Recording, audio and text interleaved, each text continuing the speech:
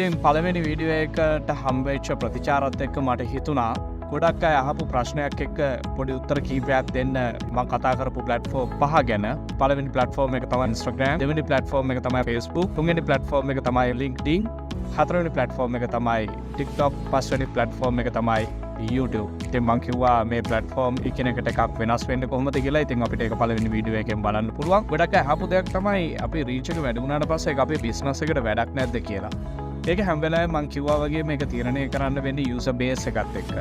ඉතින් මේ professional platforms ඇතුලේ බිස්නස් එකත් එක්ක අවශ්‍ය වෙන යූසර් බේස් එක කොතනද ඉන්නේ කියන එක තීරණය වෙන කාරණාව මත තමයි ගොඩක් වෙලාවට තීරණය වෙන්නේ ඔයගොල්ලන්ගේ යූසර් බේස් එකට ඔයගොල්ලන්ගේ රීච් එක අදාළ වෙනවද නැද්ද කියන එක.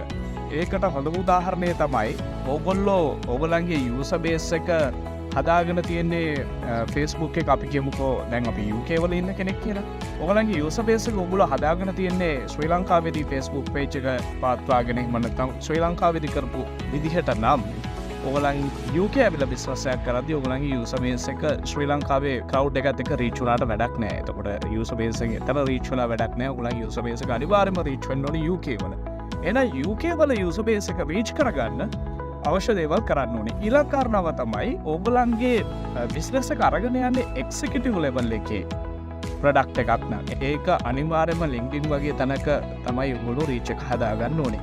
ගොඩක් අය මේ Facebook මාකටිං වලදී රීච් එකට අග්ගාලා එනවා, රීච් එක වැඩි වෙනවා, රීච් එක දකින්නවා, රීච් එකත් එක්ක ඔයගොල්ලන්ට ආසි හිතන නිසා ස්පොන්සර් කරලා ඔයගොල්ලෝ සමහර වෙලාවට පෝස්ට් බූස්ට් කරනවා. ඉතින් ඒ බූස්ට් එකත් එක්ක ඔයගොල්ලෝ රීච් එක දකින්න මම දැකලා තියෙනවා සමහර බිස්නස් මන්ලා ඒගොල්ලන්ගේ පේජ් එකට දාන වීඩියෝ එක 20000 30000 40000 50000 බූස්ට් එක දාලා රීච් කරගන්නවා. හැබැයි ඒගොල්ලෝ ඒක LinkedIn එකට එහෙම නැත්නම් Instagram එකට එහෙම නැත්නම් වයිරල් වෙන්න TikTok platform එකට එහෙම නැත්නම් long video content එකක් සාමාන්‍ය $75ක් වගේ දාලා YouTube එකේ ඔයගොල්ලන්ගේ long video content එකක් promote කරගන්න try කරන්නේ. ඉතින් ඒගොල්ලෝ අර දකින්න Facebook reach එකත් එක්කම ඉන්නවා.